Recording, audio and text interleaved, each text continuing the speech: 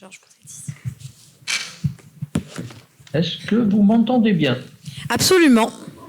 Oui, d'accord. Alors, bonjour, non, parce que, en tout cas, je remercie vivement Monsieur Bredin pour ses supports de diapositives, car malheureusement, je n'avais pas le son de sa présentation. Donc, je ne saurais pas très bien vous dire ce qui s'est dit jusqu'à présent sur la présentation de Monsieur Bredin. Alors, peut-être que vous pourriez nous parler des travaux et des études que mène l'ADEME sur la faisabilité du renouvelable sur le territoire. Oui, tout à fait, tout à fait. Donc, je pensais que vous étiez autour de table, là. Donc, moi, je suis Stéphane Biscaglia, je suis conseiller expert sur les transitions énergétiques des territoires insulaires au siège de l'ADEME à Sophia Antipolis. Merci beaucoup. Denis Bredin, donc on ne le présente plus, il l'a fait.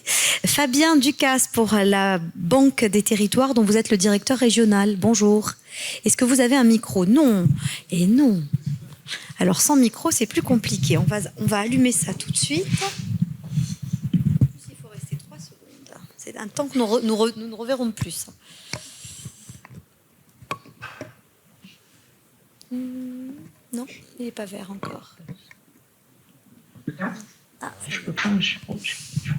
Oui, bonjour. Opérateur financier, donc. Oui, moi je parle des sujets qui piquent, le financement. Allez-y.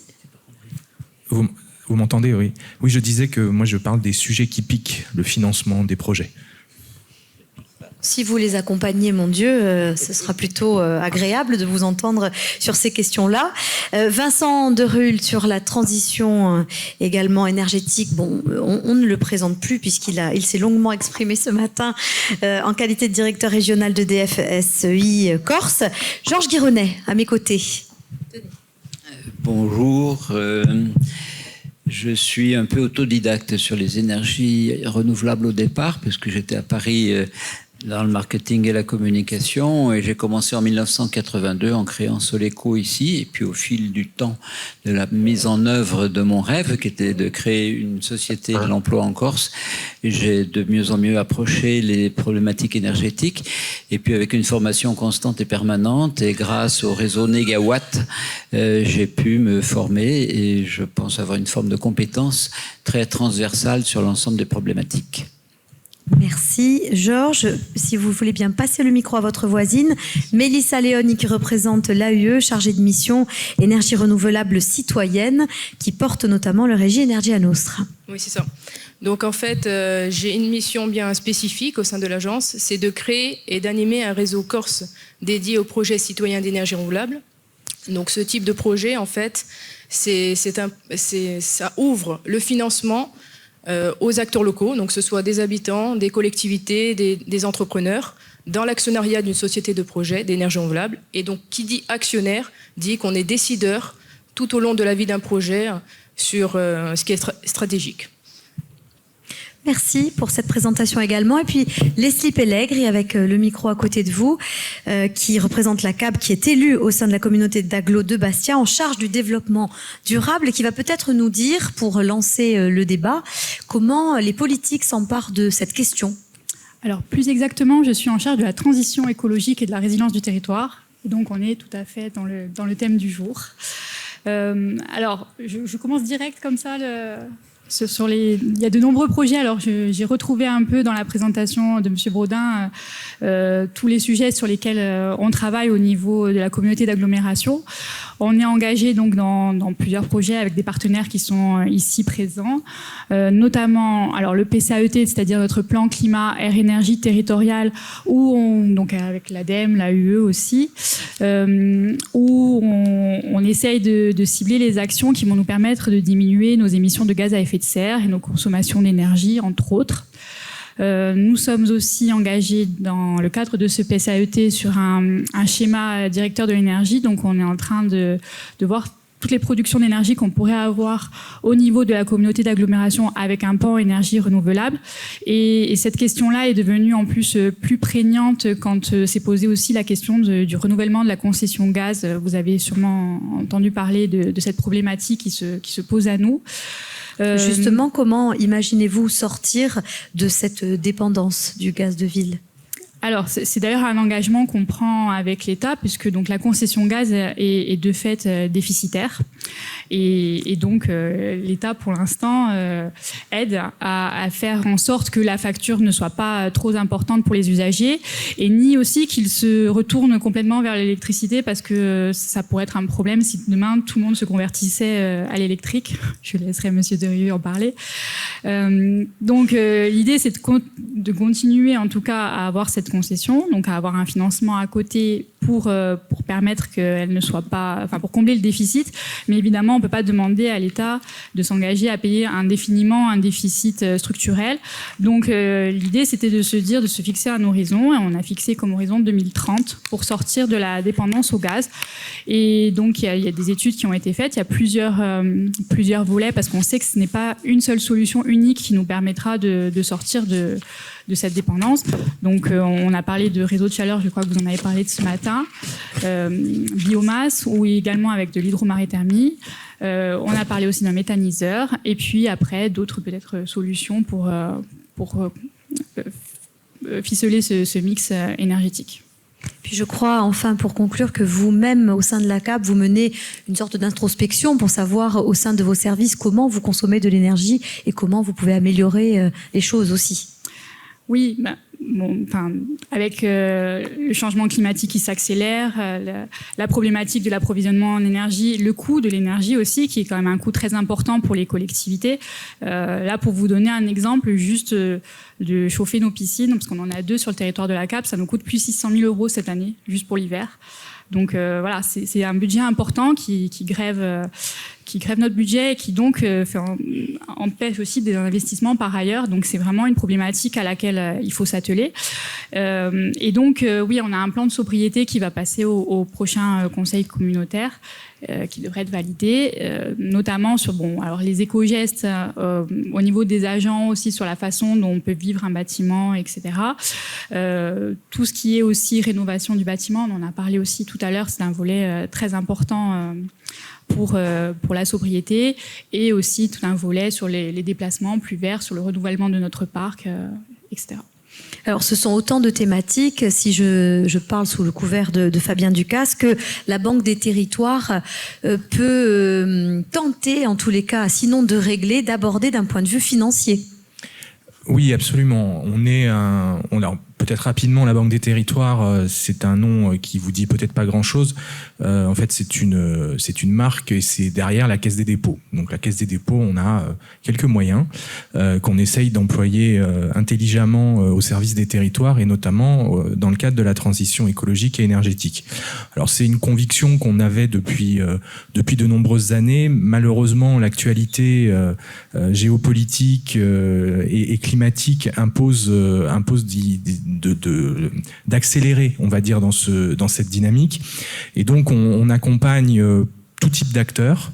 Alors, bien entendu, on va dire que notre cœur de cible, c'est principalement les collectivités locales, puisque, comme ma voisine le rappelait, elles sont directement confrontées aujourd'hui aux enjeux et surtout aux coûts que représentent les dépenses énergétiques. Donc, on les accompagne dans les programmes de rénovation énergétique de leurs bâtiments, tout type de bâtiments, écoles, équipements sportifs. On les accompagne également, tout comme la UE, sur les programmes au niveau de l'éclairage public. On a accompagné le syndicat d'énergie de la Corse du Sud, on accompagne la ville de Bastia, et on va accompagner la ville d'Ajaccio sur cette dynamique-là.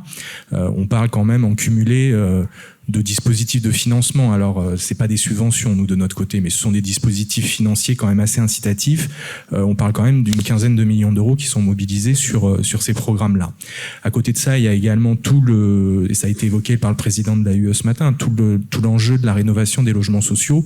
Et quand on parle des réseaux de gaz, c'est aussi comment accompagner la maîtrise de l'énergie dans les logements, même si on fait évoluer derrière les sources de chaleur qui vont être mises en place. Et puis, c'est travailler aussi sur la production d'énergie renouvelable, sur le photovoltaïque, sur l'éolien, qui sont peut-être les technologies les plus connues, mais ce matin, une personne évoquait la géothermie. Ce sont des financements assez particuliers, la géothermie, parce que creuser jusqu'à 1000 mètres ça coûte un peu, ça doit se financer sur des durées assez longues, il faut des mécanismes assurantiels particuliers pour aller faire du forage, parce que le forage de géothermie, c'est pas une science exacte et parfois on peut tomber à côté. Donc il y a des dispositifs tout à fait particuliers qu'on accompagne. Il y a tout ce qui relève de la biomasse également. Et puis, ça a été évoqué ce matin également, quand on parle de maîtrise, enfin de la question énergétique d'une manière générale, on parle de la maîtrise des dépenses énergétiques, de la maîtrise de l'énergie dans les logements, et puis il y a tout ce qui touche à la mobilité.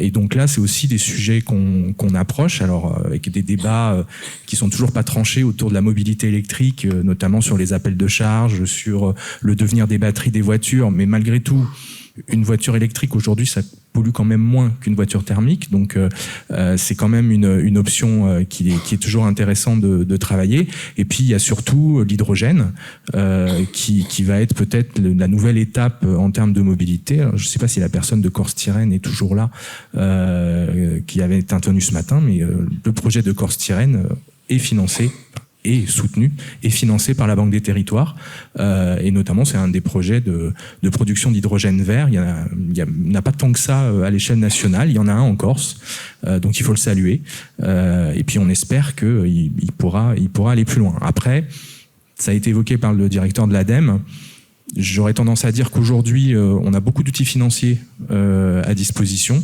beaucoup d'ingénierie financière, ce qui nous manque un peu, c'est des projets. Et au niveau de la taille et de la profondeur de notre marché spécifique, un marché insulaire, vous n'avez pas de crainte a priori pour vous engager sur ce terrain-là, parce que ça aussi, il en a été question ce matin de cette absence de volonté de financer des projets de ce type. Alors moi, sur le financement, je veux dire en dehors même des dépenses des questions énergétiques, moi je finance des communes qui me demandent 50 000 €. Et j'ai des communes qui me demandent 10 millions. Donc je suis agile sur les deux niveaux. Le projet de Corse-Tyrène, je vais pas leur faire de pub à chaque fois, mais on n'est pas sur un très gros projet. C'était un projet un peu expérimental au départ. C'est pas des gros volumes financiers. On y est allé avec une ingénierie financière assez subtil, hein. C'est pas quelque chose qui se fait sur un coin de table. Donc je pense que l'ensemble des acteurs aujourd'hui ont en tout cas l'agilité et la volonté, en tout cas pour nous, d'accompagner les projets. Maintenant, après, il y a certainement un travail de mise au point. C'est aussi notre rôle aussi d'accompagner le montage des projets, les montages juridiques, les montages financiers, parce que c'est pas des choses évidentes. Donc, il y a un travail collectif certainement à conduire autour de ça. À ce stade des présentations, est-ce que certains d'entre vous souhaiteraient poser des questions ? Pas pour le moment. Alors, je voudrais peut-être que notre invité en visio, Stéphane Biscal, qui représente l'ADEME, nous indique si effectivement les travaux et les études menées par l'ADEME sur la faisabilité du renouvelable sur le territoire sont probants. Oui, écoutez, à l'ADEME aujourd'hui, Agence de la transition énergétique, nous travaillons depuis de nombreuses années à la maîtrise des consommations, au développement des énergies renouvelables et à la préservation de l'environnement. Donc ceci nous amène aujourd'hui à être au cœur des dispositifs de la transition écologique, et c'est pour cela que je souhaitais aujourd'hui vous présenter quelques travaux, on va dire notables, conduits par l'agence, comme les visions 2030-2050 qui ont été publiées en 2013, le mix énergétique 100% renouvelable publié en 2014, ceci pour la France continentale, et puis les études vers l'autonomie énergétique qui ont été conduites dès 2014 sur l'ensemble des 6 principales ZNI françaises. Plus récemment, l'ADEME a publié les transitions énergétiques 2050 en 2021, et nous sommes actuellement en cours de révision des études vers l'autonomie énergétique des ZNI. Alors ces études ont pour objectif de tester la faisabilité technico-économique de l'autonomie énergétique des ZNI, et également d'apporter un éclairage aux décideurs sur l'univers des possibles et quelles seraient les trajectoires les plus pertinentes pour atteindre cet objectif.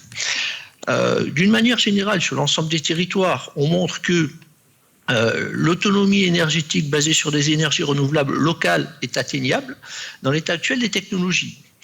Et qu'outre un très important bénéfice environnemental, elles apporteraient une baisse des coûts moyens de l'énergie produite.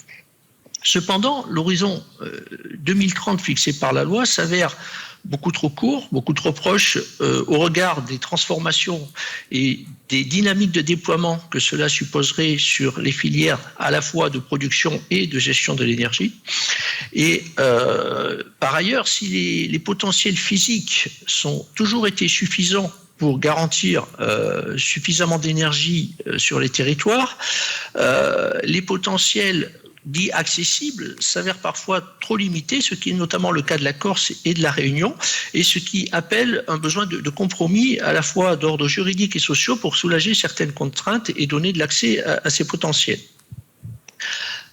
Si on prend le cas de la Corse plus particulièrement, aujourd'hui, on s'aperçoit qu'une transition bas carbone est possible en atteignant 90% d'ENR local, mais que néanmoins, malgré une très forte contrainte sur la demande et la valorisation de l'ensemble des potentiels ENR accessibles, l'autonomie énergétique stricto sensus à 2050 n'a pas pu être atteinte. Les interconnexions restent nécessaires pendant le 4e trimestre pour assurer l'équilibre offre-demande et elles permettent également de réduire les besoins de stockage. Donc ceci nous amène principalement à réfléchir à un besoin de soulager certaines contraintes pour donner accès à plus de potentiel, notamment sur les potentiels éoliens, qu'ils soient terrestres ou offshore, et également de pousser plus encore le développement de la filière biomasse qui est génératrice d'emplois et qui fournit une production pilotable. Bien sûr, cet objectif ne peut être atteint sans un important travail sur la maîtrise de la demande d'énergie dans le secteur du bâtiment, en zone montagneuse, zone H3 notamment, de la résolution énergétique, et puis le développement d'une géothermie basse énergie pour l'ensemble des besoins thermiques, chaleur et froid, puisque ce type de matériel en fait soulage le système électrique d'une consommation. Un autre point fondamental est le travail nécessaire sur les transports, sur le secteur des transports, parce que malgré l'important gain de rendement lié à l'utilisation d'une motorisation électrique, il s'agira également de développer les modes doux en milieu urbain, je pense au vélo notamment, le covoiturage et en interurbain des transports collectifs propres qui soient basés sur l'électricité, l'hydrogène ou le biométhane. D'un point de vue économique, maintenant, ce qu'il faut avoir en tête, c'est que, outre une création nette d'emplois et une dynamisation du tissu économique local, cette transition énergétique conduit à d'importants besoins d'investissement pour la Corse qui ont été chiffrés entre 2,7 et 3 milliards d'euros sur la trajectoire, mais que ces investissements sont totalement compensés par la baisse des coûts variables de production d'énergie. En 2050, le coût moyen d'énergie est évalué à 146 euros du mégawattheure, qui se trouve environ à 33% en dessous du coût actuel de production. Donc, comme on le voit d'une manière générale, la transition énergétique implique le déploiement massif des filières ENR, d'importants changements dans les comportements, dans les consommations et dans les déplacements. Elle interfère donc avec nos modes de vie. Et de ce fait, on ne pourra se limiter à une approche technico-économique pour sa mise en œuvre, car les dimensions locales et sociales sont omniprésentes. Il s'agit donc de développer un projet de société et qui ne pourra aboutir que sans l'adhésion du plus grand nombre. Ce qu'il faut avoir en tête, c'est que les trajectoires sont loin d'être simples, elles seront difficiles et qu'elles nécessitent donc une programmation bien amont entre toutes les parties prenantes, l'État, le territoire, les différents acteurs économiques et les citoyens. Et il s'agira pour ce fait, entre autres, d'accélérer les débats, car les prises de décision dans un cadre démocratique prennent du temps. Et le temps, c'est justement ce que nous n'avons pas par rapport au changement climatique. Et donc, il s'agira d'agir rapidement parce que toutes les transformations à mettre en œuvre, qu'elles soient techniques, économiques ou sociales, sont des transformations d'ampleur. Et je pense, par exemple, à une révision de la fiscalité, puisque aujourd'hui, une grosse partie de la fiscalité est basée sur la taxe sur les produits pétroliers. Je pense à des nouvelles réglementations en termes littoraux. Je crois que le précédent présentateur, M. Bredin, a souhaité un aménagement de la loi littorale. Ce genre de choses est indispensable à mettre en œuvre si on veut atteindre l'objectif, mais nécessitera bien sûr de la concertation, du dialogue et des choix qui prendront du temps. Et c'est pour ça qu'aujourd'hui, on ne peut pas considérer une transition énergétique sans la mettre dans un cadre plus général qui est la transition écologique et qui, elle, interpelle l'ensemble des citoyens d'un territoire. Voilà ce que je voulais vous dire sur nos visions d'une transition énergétique et écologique à l'ADEME. Merci pour cette présentation. Je voudrais qu'on donne la parole à présent à Georges Guéronnet pour qu'à son tour, en qualité de fondateur de Soleco et surtout de membre de Négawatt, il nous indique comment Négawatt perçoit cette transition. Par quoi doit-elle passer selon vous, Georges ? Alors, si vous permettez, je me fais aider par un visuel qui permettra de mieux illustrer la façon dont j'aborde le sujet. Pour répondre à votre question, Négawatt a un projet extrêmement ambitieux puisque c'est l'autonomie énergétique de la France à l'horizon 2050 sans nucléaire. Et ce scénario est extrêmement robuste puisqu'il est parfaitement comparable avec celui de RTE, réseau de transport d'énergie, d'électricité, et de l'AIE. Donc ce scénario est basé vraiment, donc comme ce graphique l'indique, effectivement sur d'abord la sobriété, ensuite l'efficacité, et seulement lorsqu'on a fait les économies d'énergie, lorsque seulement on a employé les bons moyens pour le bon service, à ce moment-là, on produit l'énergie nécessaire, et seulement l'énergie nécessaire. Mais je voudrais que vous regardiez la présentation de droite, ce sont les différentes composantes selon l'ONU pour aller vers le développement durable. Et là, j'y vois trois grandes familles. Le côté vraiment humain des choses, c'est-à-dire le bien-être, la santé, l'éducation, tout ce qui tourne autour de la pauvreté, de la lutte contre la faim, c'est une grande famille du développement durable. Et les énergies peuvent y répondre, je vais le dire comment. Deuxième aspect de ce tableau-là, où on a l'aspect plutôt économique, c'est-à-dire avoir un travail décent, une industrie innovante, une consommation responsable. Ça, c'est des grandes familles, hein. Et puis, en troisième, et seulement en troisième, l'environnement. Parce que moi, je mets les deux autres avant, même si on sait que là, on est devant un mur et qu'il va falloir répondre à nos errements anciens, notre ébriété énergétique passée, à notre modèle économique éculé du 19e siècle qui nous a menés dans le mur. Il faut qu'on agisse très très vite, mais néanmoins, dans la démarche Négawatt et toute notre démarche d'accaparement et de maîtrise de l'énergie, je veux d'abord mettre l'humain en premier. Alors, on est bien d'accord que notre vaisseau spatial, là, a des vrais problèmes et qu'il va falloir aller très très vite et qu'on est sur une toute petite île qui est une île continent.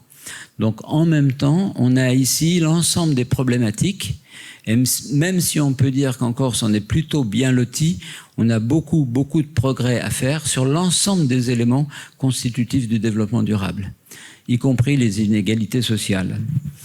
Alors, la Corse a d'énormes moyens pour répondre à cette problématique de production et de maîtrise de l'énergie.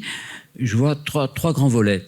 Premièrement, le volet des économies d'énergie, puisqu'on a la possibilité là d'accroître le pouvoir d'achat, mais aussi d'accroître la qualité de vie, la santé. Et puis, le deuxième aspect qui pourrait être l'aspect efficacité énergétique, où on va raisonner sur l'aspect efficacité, si vous voulez, on va raisonner sur les usages, les services rendus.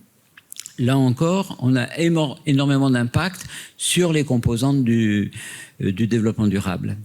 Et puis en troisième solution, la production. Et là encore, on a ici en Corse à notre disposition beaucoup d'énergie gratuite, locale, mais il faut les exploiter, il faut en tirer parti, mais d'une manière collective. Ce sont des biens communs.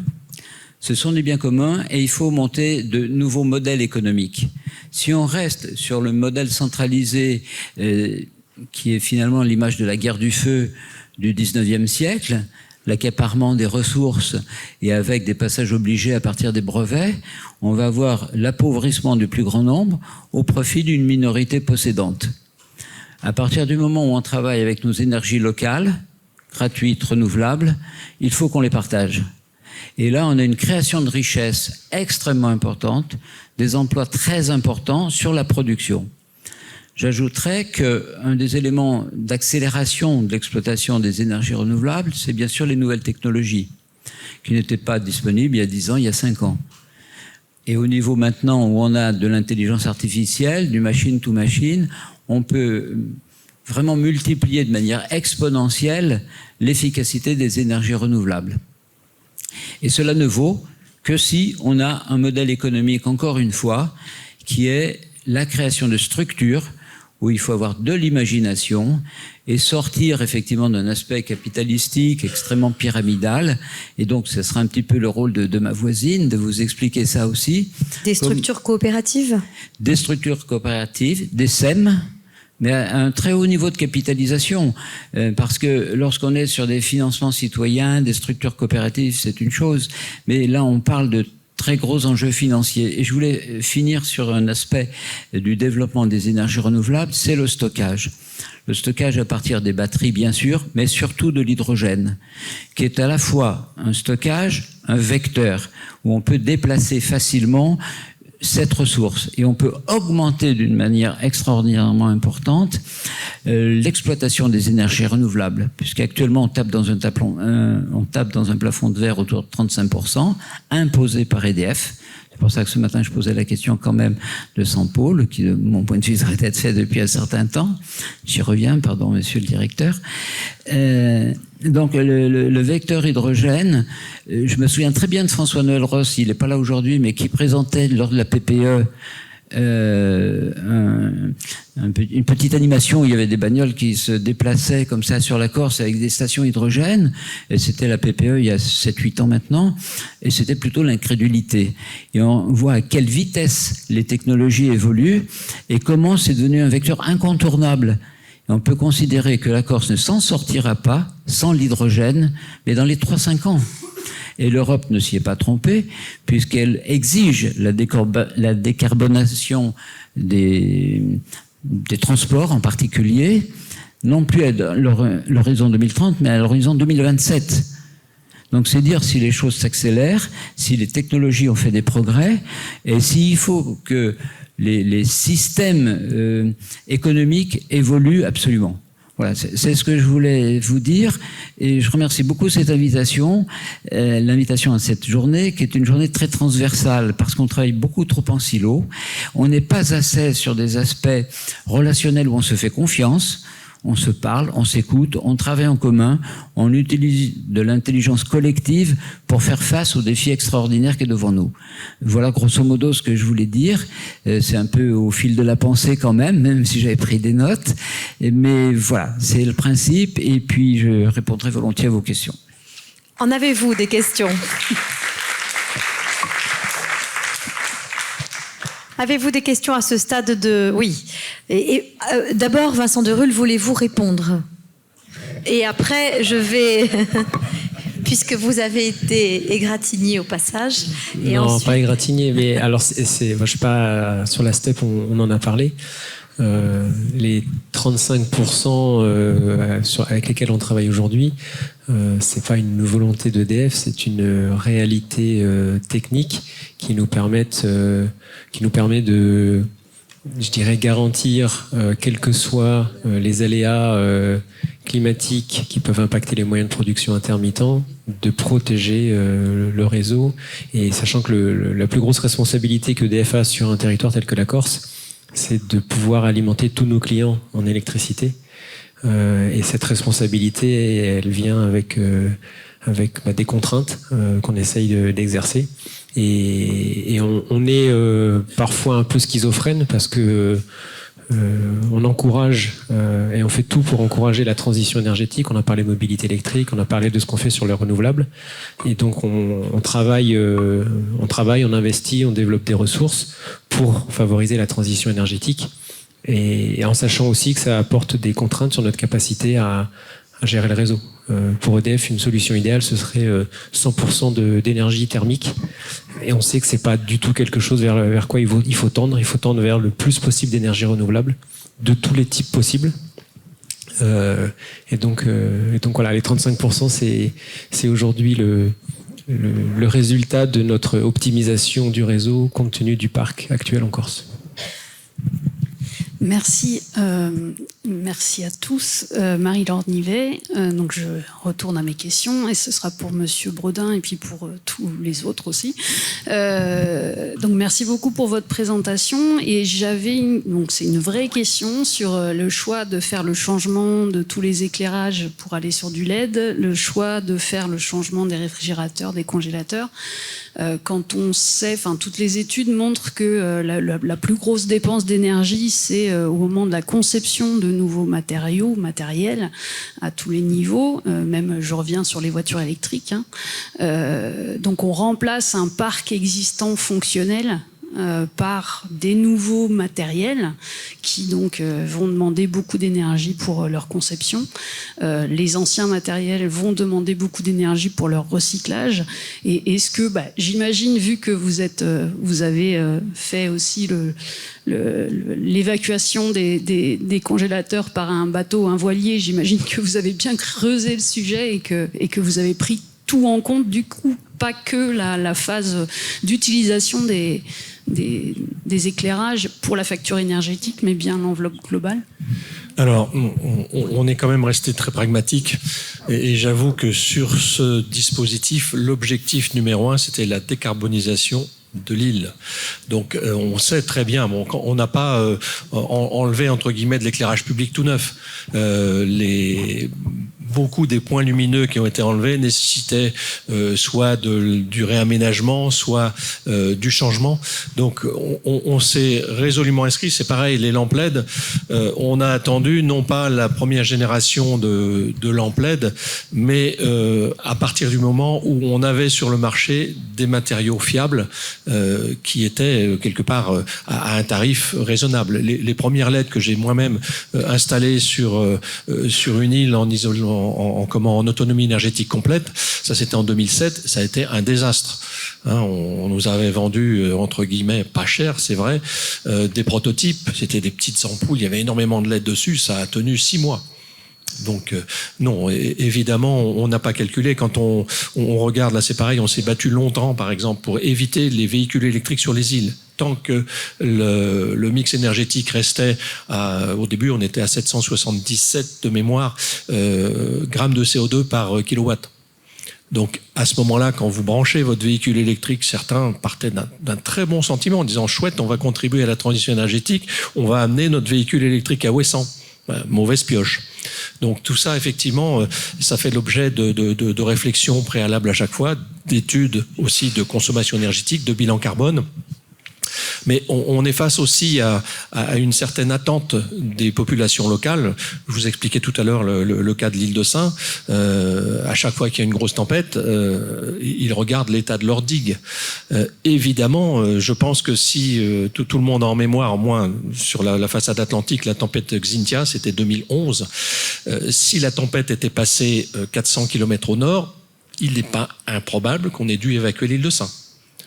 Donc il y a déjà eu des phénomènes et évidemment les gens nous disent bon c'est très bien d'étudier mais maintenant il faut agir et on sait qu'il y a un risque, qu'on peut peut-être promouvoir certaines technologies, peut-être en avance de phase, et que ça va pas fonctionner tel que c'est espéré.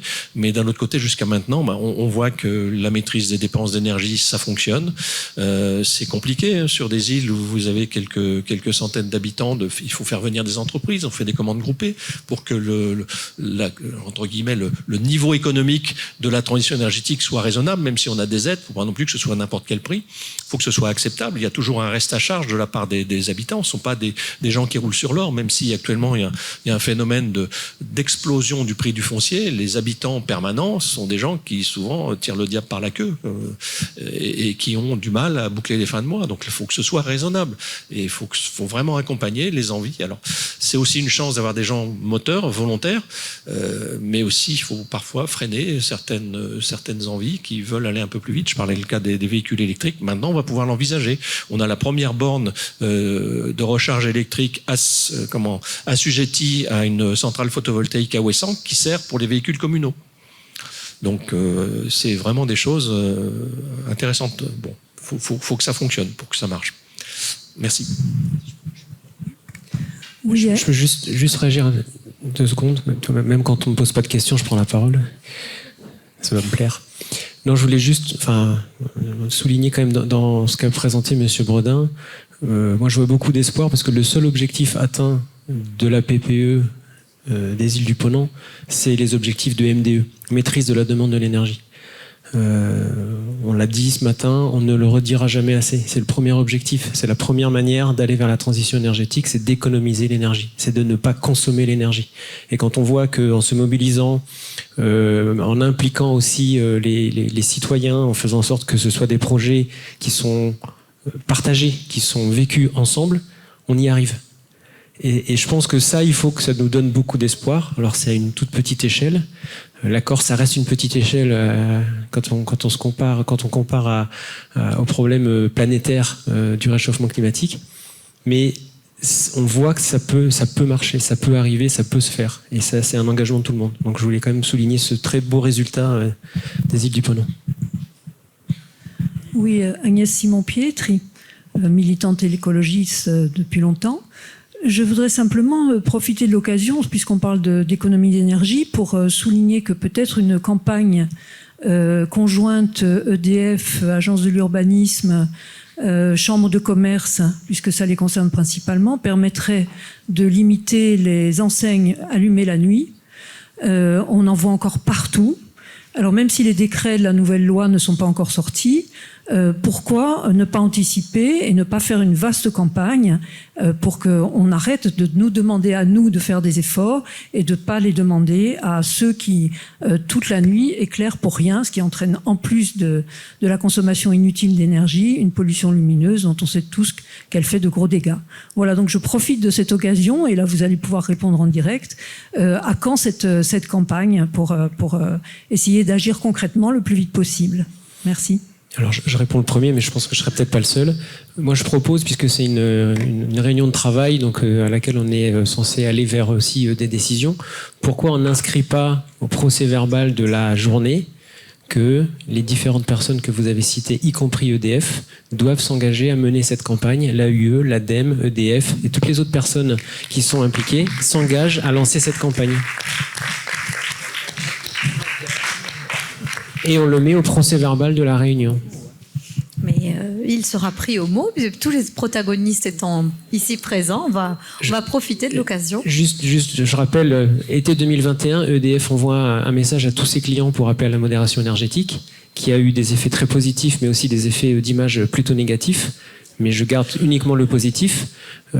Été 2022, EDF écrit à tous les maires de Corse pour les inviter à parler de sobriété énergétique. Donc vous ne pouvez pas trouver un plus grand supporter de cette idée-là que moi-même. Chiche, ouais. Morgane Millet. Oui, bonjour. En fait, j'ai l'impression qu'on a pour l'instant parlé du développement des énergies renouvelables de manière un peu déracinée. On n'a pas vraiment parlé de la ressource foncière. Et ça a été abordé très rapidement par Denis Bredin. Quand on parle de développement de photovoltaïque, souvent, il faut y dédier des surfaces. Et donc, ma question, c'est la suivante. C'est comment on intègre un objectif de développement des énergies renouvelables dans la politique d'aménagement du territoire, et comment on prend en compte la concurrence des énergies renouvelables avec d'autres vocations que peut avoir la terre, et notamment l'agriculture et l'alimentation de la population.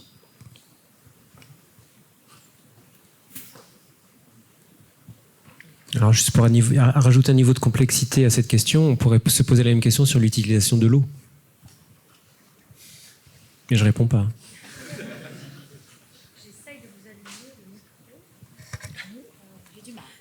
C'est une réponse très partielle, mais tout de même significative, je pense, en termes de volume.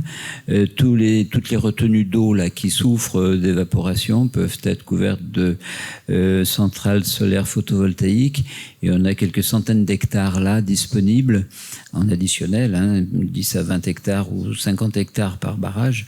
Mais donc on a une surface très significative qui permettrait de produire entre 100 et 200 mégawatts Rien que sur les barrages qui sont déjà artificialisés, on éviterait l'évaporation de l'eau et on lui permettrait de baisser la température. On pourrait également produire à partir de l'hydrogène. Lorsqu'on récupère l'hydrogène, réinjecter l'oxygène dans les barrages, améliorer la qualité de l'eau. Voilà un des exemples, si vous voulez, d'utilisation de surfaces disponibles qu'on n'avait pas forcément imaginé précédemment. Si je peux me permettre, juste pour compléter, je pense que la réflexion, elle doit aussi se poser sur les différentes natures d'énergie renouvelable. Toutes n'ont pas le même impact sur le foncier. Quand on parle de photovoltaïque, on peut aller au sol, mais on peut déjà beaucoup regarder les toitures et regarder les surfaces artificialisées, notamment les nappes de parking, où on peut installer des ombrières sans difficulté. Et puis il y a... Non, je vais pas refaire la pub de Corstyrène. Non, mais bon, la loi va le prévoir. La loi va le prévoir de toute façon bientôt, mais rien n'interdit d'aller plus loin.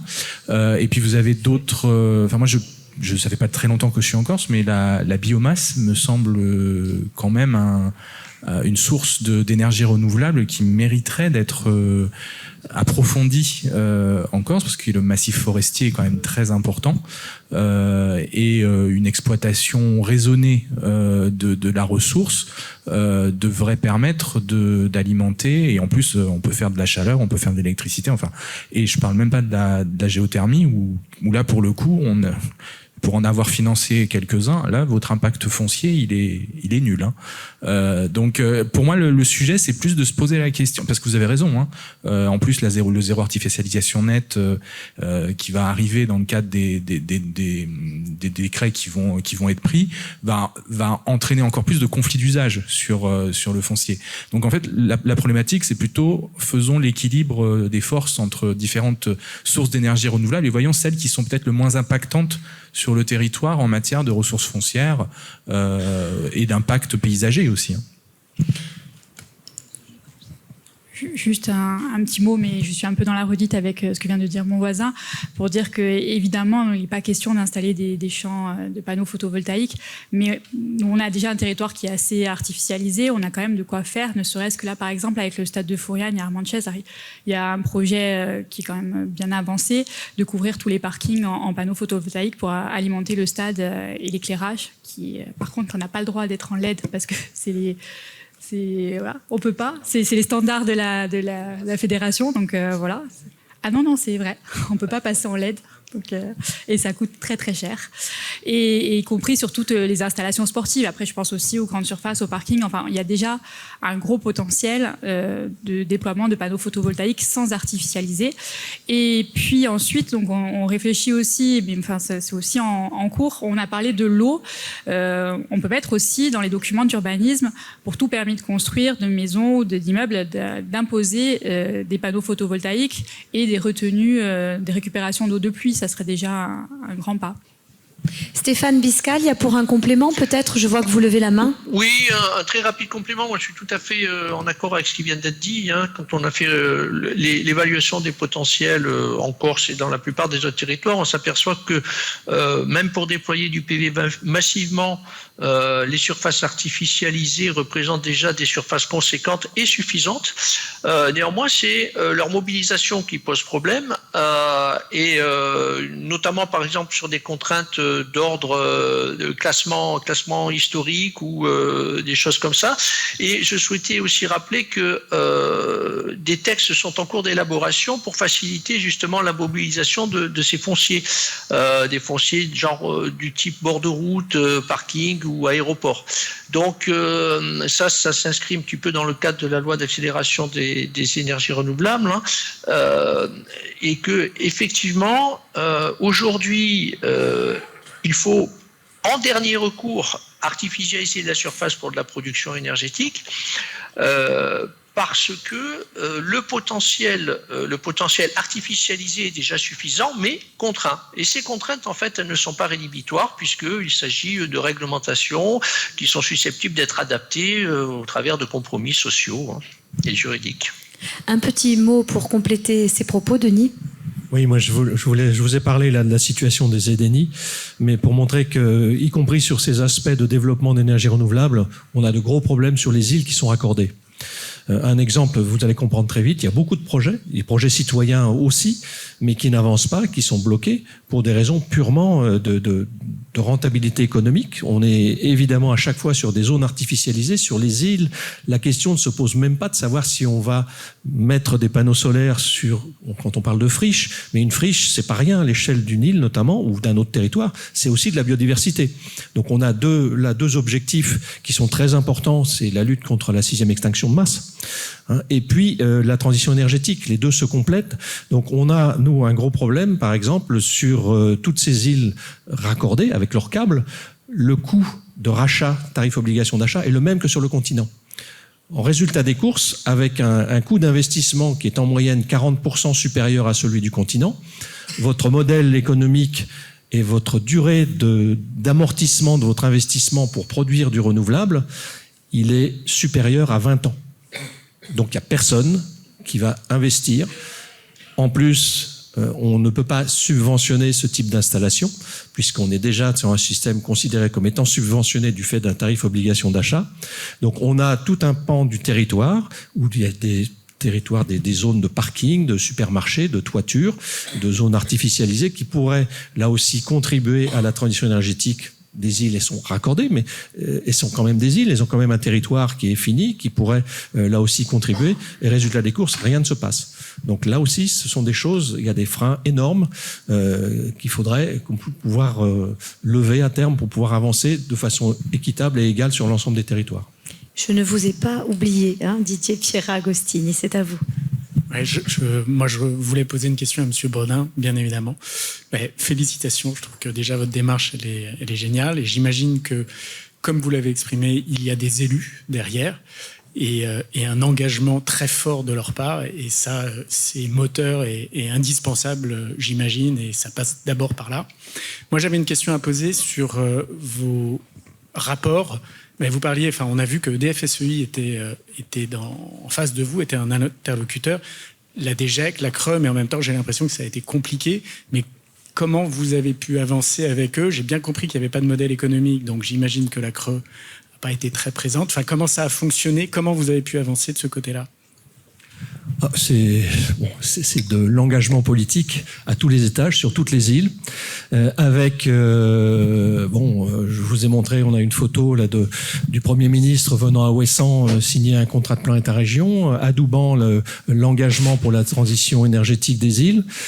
C'est un travail de tous les jours, donc l'engagement pour obtenir là aussi une modification et un traitement spécifique dans le cadre de la loi littorale pour les EDENI, c'est aussi un engagement. On a là aussi obtenu récemment une dotation communale d'insularité qui permet de contribuer à cette surcoût insulaire.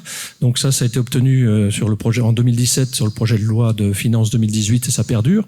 Et puis tout récemment, en février 2022, on a la reconnaissance de l'insularité qui a été retenue dans la loi 3DS, qui nous permet de nous appuyer auprès de l'administration, auprès de différentes politiques publiques pour obtenir ou essayer d'obtenir des aménagements, non pas de la loi, mais des aménagements de la vision des choses. Je vous ai expliqué tout à l'heure notre projet sur l'île de Molène, où on a une surface de plus de 5000 m² de béton qui sert à retenir de l'eau de pluie pour alimenter le service d'eau, de distribution d'eau de l'île de Molène. On a très vite dit, écoutez, ça c'est génial, 5000 m² de béton, on va mettre des panneaux solaires par-dessus. Premier écueil, l'ARS, Agence régionale de santé, qui effectivement est garante de la qualité de l'eau et qui nous dit c'est pas possible parce que c'est pas autorisé. On a dit mais c'est pas interdit. Donc 3 ans entre guillemets de palabres et de discussions, et finalement cette reconnaissance dans la loi, avec le soutien du préfet qui dit oui, je vous comprends, cette surface, pourquoi on mettrait pas des panneaux solaires qui en plus sont en verre? Le résultat des courses, c'est que l'eau, au lieu de couler sur du béton où viennent gentiment s'égayer des dizaines ou des centaines de lapins et laisser leurs petits cadeaux tous les jours avec des coliformes fécaux, elle va couler sur des panneaux en verre à 2 mètres au-dessus du sol, sur lequel il n'y a plus de lapins qui courent. Donc on favorise là aussi, le gisement sera encore meilleur. Donc on est sur du gagnant-gagnant. Mais il a fallu palabrer, bagarrer et avoir cette espèce de reconnaissance dans la loi qui dit que ces îles sont des territoires particuliers sur lesquels les politiques publiques doivent regarder les choses différemment. Donc c'est pas des dérogations législatives, mais c'est un changement de réflexe. Et là, on est sur une modification d'un périmètre de captage qui va permettre de dire, là, il y a un périmètre de captage, mais on a aussi la possibilité de faire de la production photovoltaïque. Donc, et encore en plus, on va être sur ce dispositif, sur ce projet-là, sur un déplacement de consommation. Clairement, la surface et la puissance de l'installation sur l'île de Molène va être excédentaire en période estivale. Comment stocker pour l'hiver? Bon, on ne va pas stocker pour l'hiver, on va au contraire osmoser de l'eau qu'on va stocker pour l'hiver. Donc on est sur du déplacement de consommation, on va consommer les excès de production photovoltaïque en été, en osmosant de l'eau qui pourrait être consommée et stockée toute l'année. Donc voilà, on est à chaque fois sur des mesures de bon sens. Alors, première des choses, on dit oui, mais comprenez, les osmoseurs, il n'y a aucune membrane qui est agréée par l'ARS pour la production et pour la consommation humaine. On dit, mais c'est quand même bizarre, puisque les osmoseurs qu'on vous propose, c'est ceux qui servent dans la marine nationale. Bon, c'est des choses comme ça. Et ça, c'est du quotidien. Et on est sur des tas d'autres dispositifs. Je prends un autre exemple sur l'île de Ouessant. On a identifié un gisement de bois d'à peu près 100 tonnes par an. Et quand je dis bois, c'est des palettes qui repartent sur le continent, qui sont récupérées en déchetterie et qui ne peuvent pas être traitées sur place. C'est pas du bois de meubles avec des vernis, avec de la peinture, ce sont des palettes brutes. Donc là, l'idée, c'est de dire, bon, c'est ce gisement de bois, on va l'utiliser. Et le projet qui est en cours, qui a été étudié, qui sur le plan économique fonctionne, bon, c'est de dire on va pyrolyser, on va prendre un pyrolyseur, on va mettre ce bois dans un pyrolyseur, on va obtenir des gaz rares qui vont nous permettre de faire fonctionner un groupe électrogène. On peut faire fonctionner le pyrolyseur quand on veut, en hiver, quand la marée est étale, quand il n'y a pas par exemple, quand l'hydrolienne ne tourne pas. Et la chaleur va être utilisée pour déshydrater les ordures ménagères qui doivent repartir sur le continent, puisque là, globalement, la commune finance du transport d'eau. Dans les ordures ménagères, il y a 70 et 80% d'eau, quand elle n'est pas déshydratée. Finance ces 100 tonnes de bois pour les ramener sur le continent. Donc là, le modèle économique, il ne tient pas par rapport à la production, il tient par rapport au fait qu'on va faire des économies sur le transport des déchets qui doivent être envoyés sur le continent. Qui dit moins de transport, dit moins de transport avec des moteurs diesel. Donc on est sur une logique globale de décarbonisation. C'est compliqué.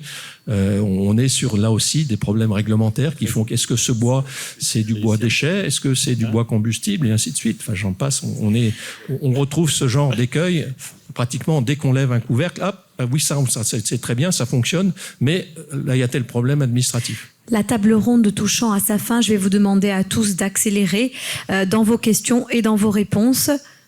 Une question. Alors, s'il vous plaît, une question. Je voudrais revenir un peu en arrière par rapport à l'emploi des LED sur les circuits électriques. C'est une bonne chose en termes d'économie d'énergie, mais ça a un désavantage, c'est que ça crée un dysfonctionnement au niveau de la stabilité du réseau électrique. De fait que les LED produisent ce qu'on appelle des courants qui ont une incidence sur la fréquence du réseau. Donc moi j'aimerais bien que, puisqu'on parle d'économie et on parle d'économie d'énergie, de transition énergétique, j'aimerais bien qu'à travers EDF, à travers l'AUE, il y ait un appel à projet qui soit fait pour les entreprises, parce qu'il faut savoir que les entreprises qui composent le tissu économique de notre île sont à 97% des PME, PMI, et qui n'ont pas les moyens financiers de pouvoir mettre en place des systèmes qui vont lisser leur courant électrique, qui va être réinjecté sur les réseaux à travers la consommation de ces LED, qui nécessitent bien sûr des moyens financiers importants pour modifier carrément leur système de production. Voilà. Donc ça serait une bonne solution, je pense, hein, monsieur le directeur d'EDF, de penser,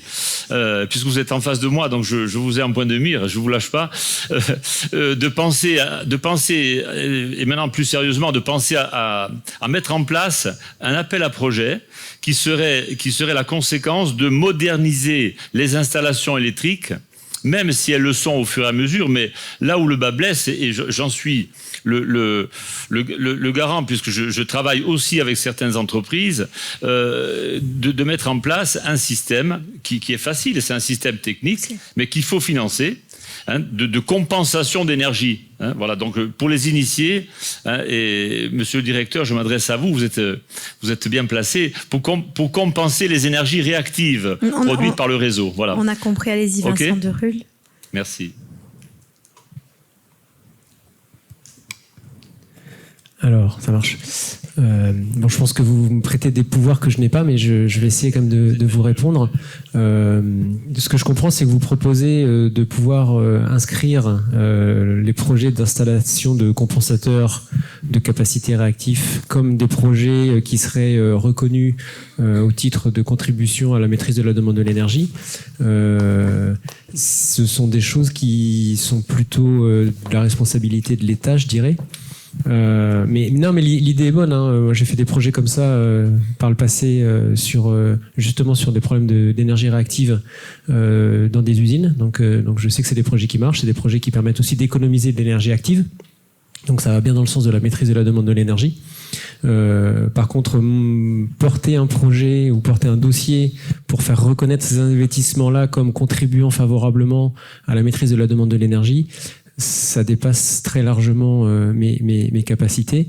On peut en discuter avec l'AU, alors peut-être pas vous, Mélissa, mais avec Monsieur Paolini, je pense que ça fait partie des sujets qu'on peut regarder. C'est des projets qui font économiser 5 à 6% d'énergie active, donc c'est pas des projets qui sont extrêmement significatifs en termes d'économie d'énergie. Mais c'est vrai que ça répond à une vraie problématique notamment pour les industriels qui ont besoin d'une qualité d'énergie constante et stable. Une dernière question et puis un témoignage. Allez-y. Concernant la remarque de Morgane Millet tout à l'heure concernant la concurrence entre le photovoltaïque et l'empreinte foncière, il existe un nouveau modèle qui s'appelle l'agrivoltaïsme et donc qui vise à étudier des symbioses entre la production solaire photovoltaïque et l'agriculture. Pour ne citer qu'un exemple, dans une vigne, vous avez des panneaux photovoltaïques qui vont venir protéger contre un surrayonnement solaire que l'on connaît particulièrement actuellement en période de sécheresse, qui peuvent protéger la vigne contre la grêle et qui vont en parallèle produire de l'énergie. C'est relativement nouveau et ça demande à être étudié. Ça, c'est la première remarque. Et la deuxième, c'est une question.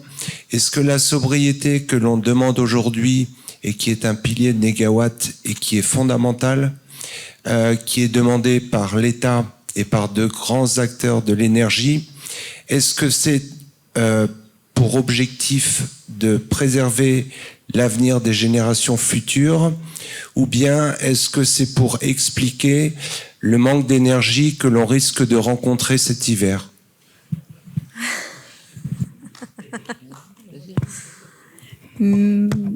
À qui s'adresse-t-elle cette question? À qui de droit? Je veux bien essayer d'y répondre. Hein. La sobriété, je l'ai dit tout à l'heure, c'est juste pour sortir de l'ébriété. L'ébriété énergétique dans laquelle nous sommes tous depuis très longtemps, parce qu'on a été formaté comme ça depuis 2-3 générations. Donc c'est un passage absolument obligé pour commencer à avoir un regard un peu plus clair. Alors là, c'est un peu la période de la gueule de bois, mais c'est vrai que si on arrive à être plus sobre et à se poser un peu, c'est comme une eau boueuse, si elle se pose pas à un moment donné, elle ne décante pas. La terre tombe en bas et puis on a une eau claire. Donc à un moment donné, il faut se poser les bonnes questions. Et la sobriété, ça fait complètement partie de cette démarche. Donc c'est peut-être un petit peu psychanalytique, mais dire que c'est parce que on prête à telle ou telle intention ou proposition, je pense pas qu'il faut se le poser comme ça, quoi. Il faut vraiment le poser comme une démarche de la sortie de l'ébriété, dans toutes ses composantes et à tous les niveaux.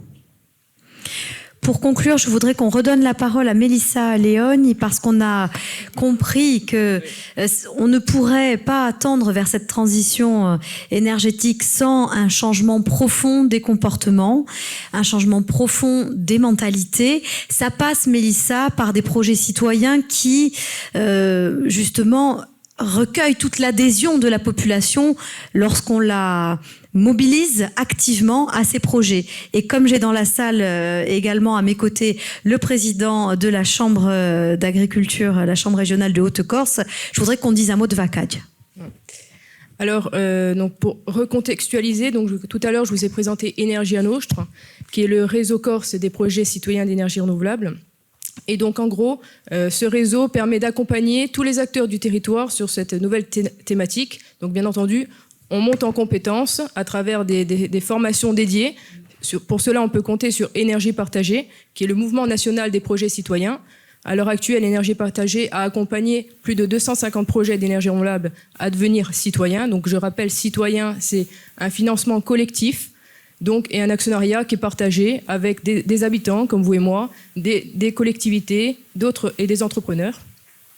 Et donc, avec Énergie Partagée, nous avons les compétences pour accompagner des projets bien spécifiques, notamment le projet de VACAD Energy, qui est un projet de méthanisation agricole que nous accompagnons depuis mars 2021. C'est une date bien précise parce que c'est le premier acteur, la Chambre d'agriculture a été le premier acteur que j'ai sensibilisé sur cette thématique-là. Et donc, avec Énergie Partagée, nous avons fait en sorte que ce projet porté par des agriculteurs bovins devienne un projet de territoire. Donc, en gros, dans la future société projet d'énergie renouvelable, nous aurons dans l'actionnariat des agriculteurs qui sont majoritaires, puisque ce sont eux le groupe pilote du projet, mais aussi vous aurez des intercommunalités, puisque depuis la loi 2015, toute collectivité locale peut intervenir dans l'actionnariat d'une société projet d'énergie renouvelable. Donc il y aura la Costa Verde, l'Orient, la Comcom du Fiumocco-Castello. Pourquoi ? Parce qu'elles aussi, elles ont besoin, comme vous le savez très bien, nous avons une problématique importante qui est la gestion des déchets sur le territoire. Et les biodéchets font également partie comment vous expliquer, des intrants de la future méthanisation agricole qu'il y aura avec VACAD. Et donc,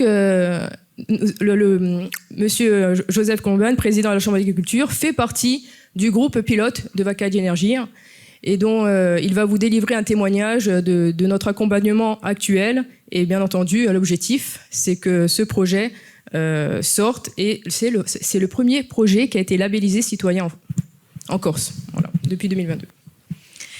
Un projet et 3 objectifs: tendre le Loup-Colombagne vers l'autonomie alimentaire, structurer la filière bovine, si je ne dis pas de bêtises, et valoriser les biodéchets. Oui, c'est très important. Merci de me donner la parole. Je n'avais pas prévu de la prendre. Pour une fois que vous ne me la demandez pas. C'est une vieille histoire entre nous. Alors, d'abord, juste un point sur l'agrovoltaïsme. Personnellement, je partage, et puis la Chambre d'agriculture partage le fait que là où c'est artificialisé, c'est là où il faut aller avec le photovoltaïque. Il est hors de question d'utiliser des terres agricoles si ce n'est pour autre chose que de l'agriculture en premier, et même si pour des raisons climatiques, comme on l'a indiqué sur la vigne ou peut-être les clémentines aussi, pour lesquelles on fait des études, il est hors de question de favoriser le photovoltaïque sur les terres. On vit en ce moment, je vous le dis, pour recevoir des coups de fil à peu près une fois tous les 15 jours de gens, d'investisseurs qui voudraient venir s'installer en Corse pour justement faire des fermes photovoltaïques. Voilà, je fais en faisant des propositions mirobolantes qui ne sont pas sincères. Pas sincères. Donc je ferme la parenthèse. Sur le projet VACAD Energy, donc c'est vrai, c'est exactement ça, c'est-à-dire c'est l'autonomie alimentaire et le réchauffement climatique. L'autonomie alimentaire, notamment en ce qui concerne la consommation de viande, c'est vrai qu'on importe 80% de la viande bovine qu'on consomme et que la viande bovine, vous connaissez l'histoire de la filière bovine en divagation avec les primes et tout ça, c'est quelque chose qu'il faut absolument régler. Et ça passe pas seulement par l'abattage systématique des bêtes ou l'introduction d'un bolus dans le ventre et dans la gorge de l'animal. Ça passe aussi par un projet de développement. Un projet de développement de cette filière pour qu'elle soit encadrée, notamment à travers trois signes de reconnaissance, 3 cahiers des charges. Une AOP pour le vitellette, qui est un veau de montagne, une IGP pour le vitelle, qui est un veau, on va dire, de plaine, croisé, et une marque collective qui serait faite à partir d'un atelier de finition, c'est-à-dire de 4 mois à 4 mois, l'animal a 4 mois, et on le garde 4 mois. À partir de là, cette coopérative qui va s'occuper de ça et qui regroupe environ 80 producteurs, 80 agriculteurs, 80 éleveurs, rentre dans un cahier des charges bien précis. Et je dois dire que, et vous avez compris, donc à partir de cet atelier, eh bien, tous les déchets donc, de cet atelier seront méthanisés, mais au-delà, tous les déchets agricoles, c'est-à-dire les restes des caves coopératives, les déchets de l'agroalimentaire comme des clémentines ou comme des bergeries, etc. Mais au-delà aussi des déchets provenant des magasins avec lesquels on a pu passer un contrat concernant la viande, c'est un peu donnant-donnant. Nous, on leur vend notre viande et eux, ils nous donnent leurs déchets, donc. Et puis, chemin faisant, on a trouvé des partenaires comme les communautés de communes qui ont aussi des problèmes de biodéchets. Puis, enfin, voilà, finalement, c'est un projet qui se construit et qui a son implantation aujourd'hui, on sait, puisqu'on a le terrain sur la commune d'Adione, donc ça sera en plaine orientale, c'est-à-dire au cœur d'une zone de production agricole notamment, où on va pouvoir recueillir donc les déchets que j'évoquais. Ce qui est intéressant, c'est la vision globale de ce projet, c'est-à-dire on structure une filière, on travaille à l'autonomie alimentaire, on fait de la production énergétique propre, notamment sur un territoire qui risque de devenir un pool de production d'énergie renouvelable, parce qu'on aura de la méthanisation du photovoltaïque sur notamment les hangars qui nous servent à finir nos animaux. Mais en plus, comme on est situé juste derrière Corse-Bois Énergie, sur la commune d'Adione, on pourra aussi, en partenariat avec eux, s'ils acceptent, travailler sur des séchages de bûches et éventuellement avoir aussi ce produit-là à proposer. Alors, comme on est sur de la cogénération concernant la méthanisation, on aura bien sûr la production d'électricité, mais on aura aussi de la chaleur avec lequel on pourra sécher du bois, justement, mais aussi sécher de la luzerne, puisque vous savez qu'en Corse, avec la température douce qui fait de plus en plus l'hiver, on a une production qui peut être de luzerne, production végétale qui peut être annuelle. Le problème, c'est le séchage. Vous ne pouvez pas le sécher comme du foin, comme l'été. Donc l'hiver, sécher de la luzerne d'une manière optimum, d'une façon optimum pour la qualité énergétique de cette protéine. Protéine, je vous rappelle, qui aujourd'hui vient du Brésil à travers le soja, etc. Donc on travaille à l'autonomie protéinique de la Corse, qui fait qu'on peut avoir des partenariats avec des bergers, avec des agriculteurs, où nous, on leur vend de la luzerne, eux, ils nous donnent leurs déchets. Pour vous donner un ordre d'idée, on a prévu de vendre un ballot de luzerne de 30 kilos, de le vendre 6 € livré. Aujourd'hui, on est à 14-15 €, le ballot de luzerne. Voilà, pour vous donner un ordre de l'intérêt. Oui, je suis trop long. Non ? Non. En vérité, vous n'êtes pas trop long. Nous avons commencé un petit peu tard et le chronomètre nous impose de conclure, mais ça n'est pas de votre fait particulièrement. Non. Je vais finir alors concernant énergie partagée. Au-delà de cet aspect citoyen, c'est-à-dire qu'on implique des gens dans le projet directement. Et ils vont être rétribués pour ça. Au-delà de ça, vous savez qu'ils s'impliquent en tant que... c'est un projet citoyen, c'est pas un accompagnement citoyen. Donc, ils vont être à la décision. Décideurs aussi. C'est 51% détenus par les agriculteurs. Eh bien, là, vous évoquez quelque chose concernant la gouvernance. C'est une étude juridique et je vous annonce que aujourd'hui, ce matin même, on a eu le financement de cette étude juridique, donc on l'a lancée aujourd'hui. Voilà, eh bien, merci de nous en donner la primeur, voilà, Le Colombagne. On est en plein dans l'actualité. Mais au-delà de cet apport financier, ce qui est intéressant, c'est qu'il y a un cahier des charges.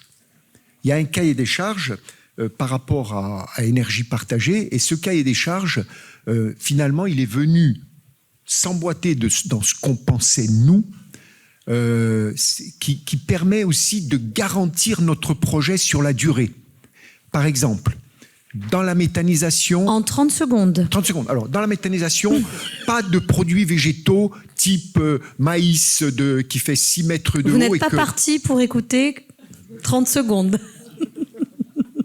Pas de bout de station d'épuration, une coopérative, et enfin bon, toutes ces choses-là qui finalement garantissent le projet tel qu'on l'avait imaginé au début et qui est renforcé par le cahier des charges d'énergie partagée. Donc voilà. Tout. Merci beaucoup pour ce témoignage, Loulou Colombagne, et ce projet.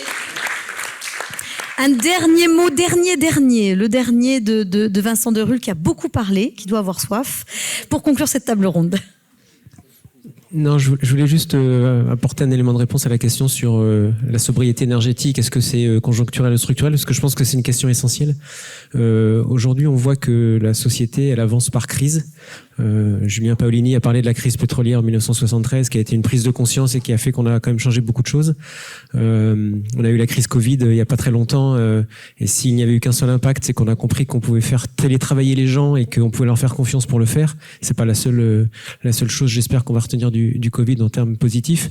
Là, on a une chance unique, c'est qu'on a une crise énergétique, si je peux me permettre de dire ça.